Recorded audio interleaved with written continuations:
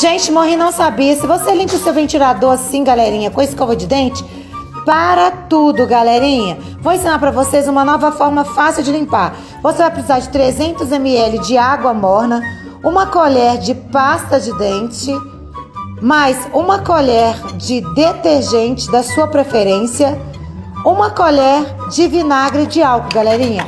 Essa mistura você vai virar ela em um borrifador. Vire toda essa misturinha no borrifador, galerinha, e aplique em todo o seu ventilador. Aplique bastante, galerinha. Pode colocar bastante, umedeça bastante.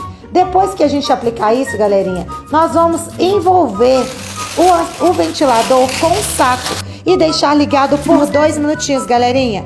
Olha só, galerinha, olha o resultado que vai dar. Galerinha, seu ventilador vai ficar limpinho. Olha isso, se você sabia, curte, se não sabia, comente.